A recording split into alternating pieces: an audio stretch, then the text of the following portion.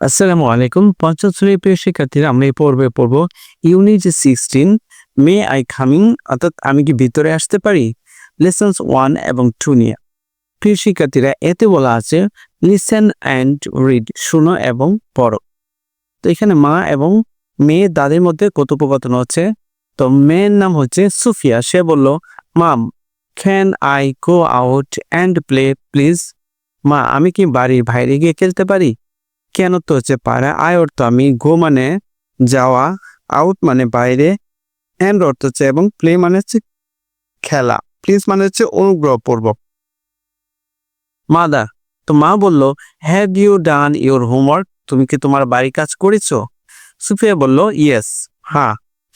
Mother, মা বলল, okay, but don't play for too long, কিন্তু খুব কি দেরি করো না। ওকে, তারপরে নিচে আছে দেখো আরেকটা ডায়লগ আছে ছোট করে। এখানে হচ্ছে রাশিদ এবং তার ক্লাস টিচারের মধ্যেই এই ডায়লগটি হচ্ছে। তো রাশিদ বলল, গুড মর্নিং, সুপ্রভাত। টিচার, শিক্ষিকা। May I come in please? আমি কি দয়া করে ভিতরে আসতে পারি? দেখো সে রাশিদ কি বললো, সে এসে কি বললো, প্লিজ বলেছে। ওকে, তো মিসেস আলম বলল, ইয়েস রাশিদ, হ্যাঁ Rashid. Why are you late? তুমি দেরি করেছো কেন? তো রাশিদ বলল, মাই ফাদার ইজ ইল, আমার বাবা অসুস্থ। We were at the doctor's chambers, আমরা ডাক্তারের কামরায় ছিলাম। মিসেস আলম বলল, I hope your father gets well soon, আশা করি তোমার বাবা কি সুস্থ হয়ে উঠবেন। সিট ডাউন প্লিজ, বসো অনুগ্রহপূর্বক। ওকে, এখন আমরা এটা পড়েছি। এখন বিতে বলেছে একটা গ্রুপ ওয়ার্কে দিয়েছে, ঠিক আছে। গ্রুপ ওয়ার্ক মানে হচ্ছে দলীয় কাজ।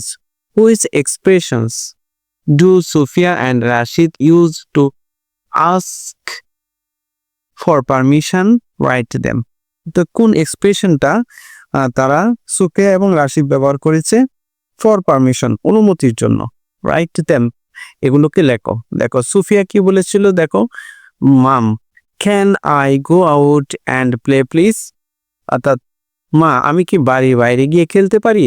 অনুগ্রহপূর্বক শেষে বলেছে কি, প্লিজ বলেছে। ঠিক আছে, রাশিদও বলেছে, মে আই কামিং? আমি কি ভিতরে আসতে পারি? প্লিজ, অনুগ্রহপূর্বক। দেখো ওরা দুজনই কি বলেছে, অনুগ্রহপূর্বক অর্থাৎ প্লিজ শব্দটি ব্যবহার করেছে।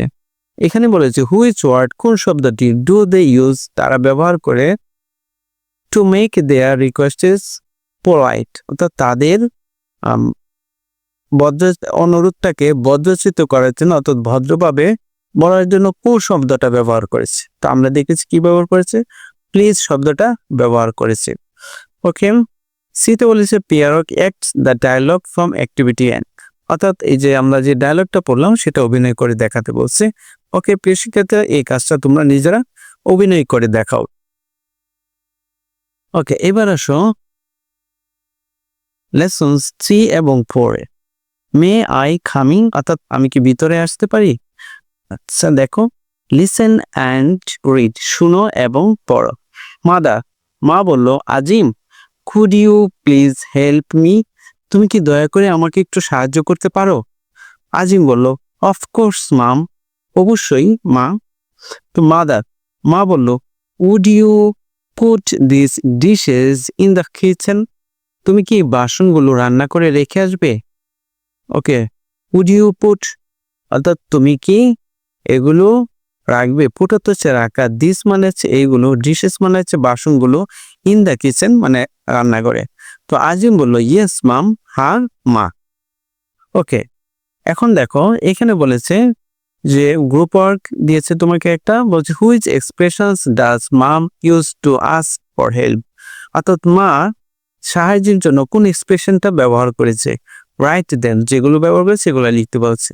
তো একটা বলেছিল কি, could you please help me, আর একটা বলেছে কি, would you put this dishes in the kitchen.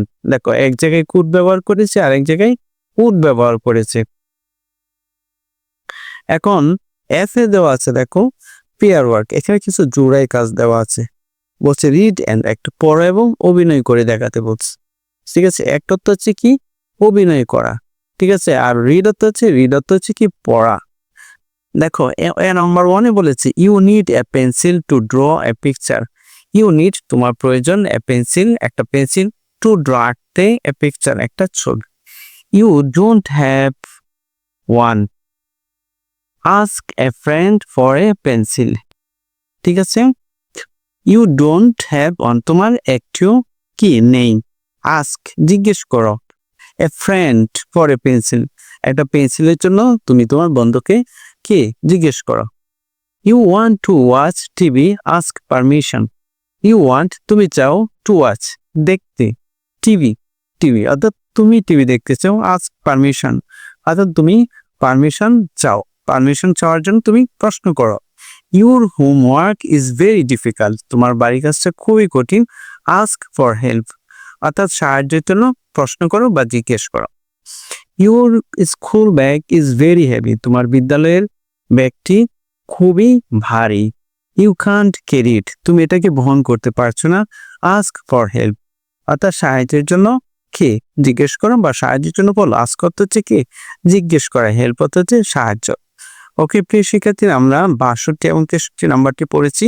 পরবর্তী ক্লাসে আমরা ইউনিট 16-এর লেসন 5 নিয়ে আলোচনা করব। সে পর্যন্ত সবাই ভালো থেকো, আল্লাহ হাফেজ।